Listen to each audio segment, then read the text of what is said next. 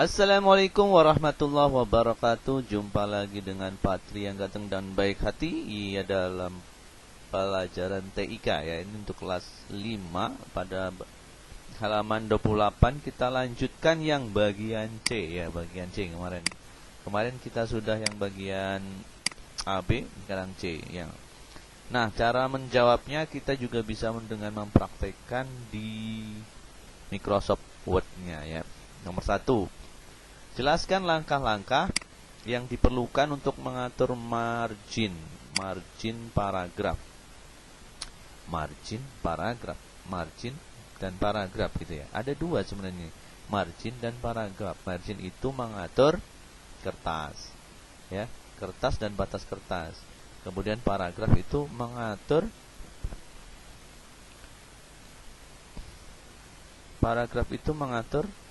jarak antar barisnya. Jadi nomor 1 sama nomor 2 itu berjarak, inilah yang disebut dengan paragraf.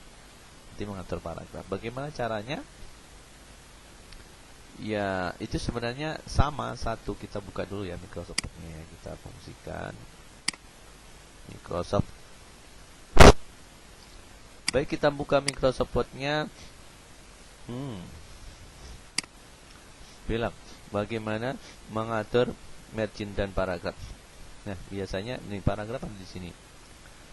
Atau di layout ya, di layout itu lengkap ada page setup dan paragraf. Berarti langkah pertama adalah layout ya. Klik layout, kemudian kita ke untuk marginnya, margin kan di sini. Kita bisa lihat page setup dan pada ini namanya apa ini namanya? Ikon yang di bawah sini ya. Tanda ini kita klik, maka muncul dialognya. Ada margin, ada paper, ya kan? Margin itu batasnya, topnya, semuanya kita ganti 33 seperti ini. Nah, untuk papernya, kertasnya A4 ya, standar untuk yang bagus itu A4. Selain itu juga ada legal tapi kepanjangan ya. A4 oke. Nah, ini 1, berarti langkah pertama tadi layout, page setup, kemudian layout. Nah, untuk spasinya di sini. Untuk spasinya di sini kita klik yang bagian ini namanya grup ya. Grup paragraf. Nah, di sini ada line spacing sini. Baru kita pilih yang 1,5 atau 2. Biasanya 1,5 untuk standar yang bagus ya. Nah, seperti itu. Berarti jawabannya adalah pertama apa? Klik. Nah, jawabannya di sini kita jawab. Klik layout. Kemudian tanda panah saja. Nah, pilih ke page setup. Kemudian margin.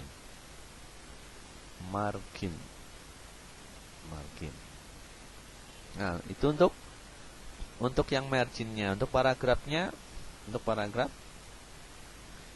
panjangin.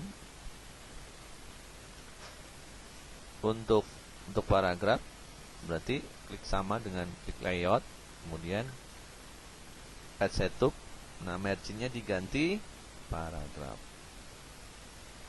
Nah, seperti itu. Berarti selesai. Klik page layout, margin, kemudian klik layout, page setup, margin.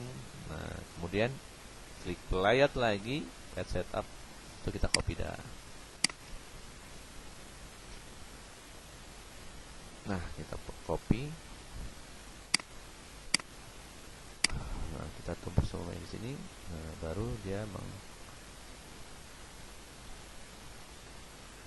baru di sininya ketik paragraf ya. Paragraf. Oke, jadi. Nah, kemudian apa saja fungsi kotak dialog font? Kok apa saja fungsinya? Coba kita lihat di dialog font itu. Kita ketik-ketik ya. CTRL-D ya. Oh yes. Nah, ini dialog font, atau kita nyarinya di home ya. Di home di situ ada dialog font. Nah, klik yang bagian ini Nah, CTRL plus C kan tadi. Nah, di situ ada font.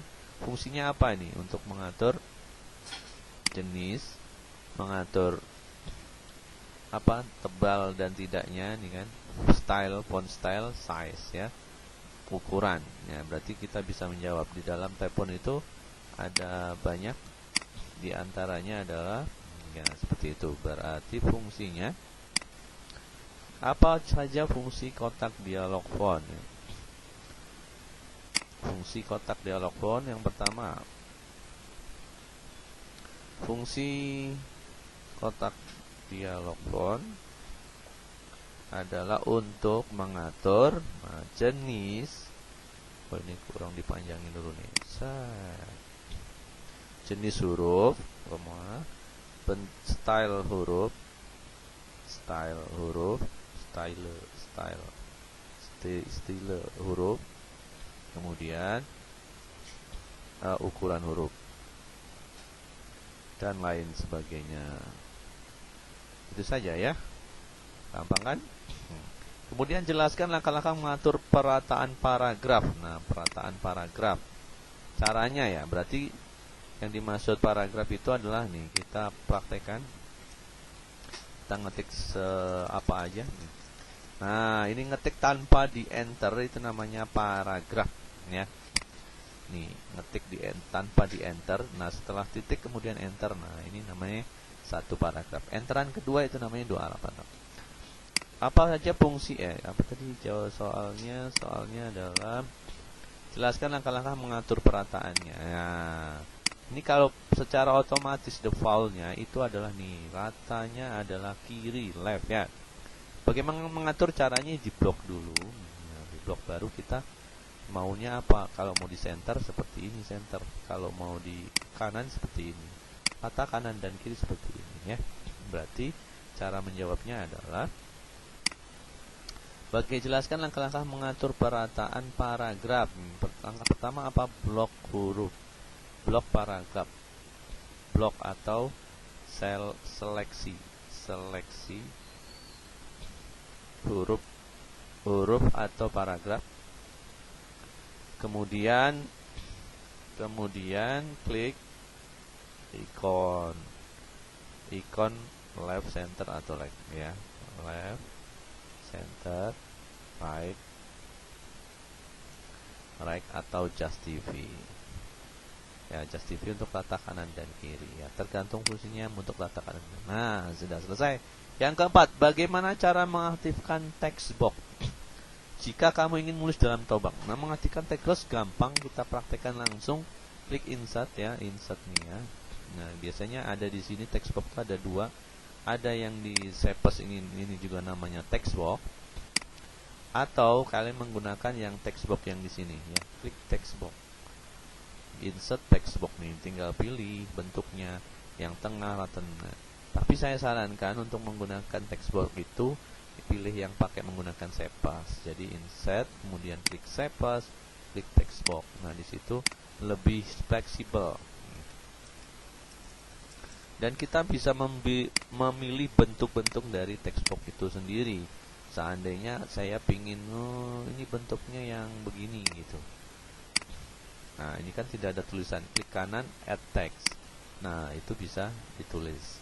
Nah, ini bentuk text box-nya banyak banget di Shapes. Nah, boleh menggunakannya atau menggunakan yang bendera atau surat seperti ini. Klik kanan add text ya. Kemudian klik, kita ketik. Nah, itu fungsi dari text box. Jadi insert text box juga boleh, tapi insert Shapes text box juga boleh. Berarti caranya adalah klik insert, kemudian Shapes, kemudian text box, atau langsung saja insert, klik insert, klik text box, nah, baru kemudian dibuat. Itu cukup ya.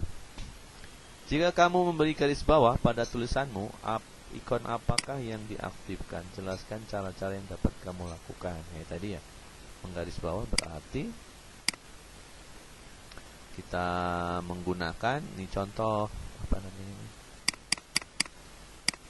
teksnya kita buang. Nah, menggaris bawah berarti caranya sama tadi, blok dulu yang mau digaris bawah yang mana, kemudian klik ikon underline. Berarti caranya, berarti ini yang ditanya, jika kamu memberikan garis bawah, ikon apakah yang diartikan? Ada dua pertanyaan. Ikon apakah? Yang pertama adalah ikon underline. Kemudian jelaskan caranya, blok tulisan, kemudian blok tulisan atau pilih tulisan, kemudian klik ikon underline. Oke, baik ya. Sangat mudah sekali seperti itu. Silakan dipelajari. Nah, untuk tugas ini nanti ya, untuk minggu depan insya Allah praktek nih ya, beri kalian membuat puisi. Kutiplah sebuah puisi agar terlihat indah, kemudian dengan puisi seperti itu. Kalau tidak, nanti kita contohkan puisinya. Jadi intinya adalah bagaimana menebalkan miring dan underline dan disimpan. Itu nanti untuk yang ke depan. Selanjutnya yaitu di halaman 29, yaitu kita mengisi permainan cerdas. Ini sangat mudah, WordPress. Nah, nanti di praktek berikutnya juga saya ingin membuat kotak-kotak seperti ini. Bagaimana caranya ya, nanti kita akan praktekkan. Nah, kemudian untuk menjawab ini sangat mudah sekali. Masih ingat ini apa ini, ikon X close ya. Kita jawab dulu, baru nanti kita sesuaikan dengan tulisan di sana, text box. Kadang kita menulisnya belum bisa. Ini apa, rectangle. Nah, pasti lupa ini pelajaran kelas 3 nih, rectangle. Nah, ini kalau ini pelajaran baru kemarin. Ini ikon apa, copy ya namanya. Underline yang tadi kita gunakan. Kemudian ini Just TV ya, rata kanan kiri. Just TV, lihat gambarnya kanan dan kiri rata, berarti Just TV. Kalau ini miring tentunya italic. Kemudian ini udah tahu gambar ya disket, ini namanya save.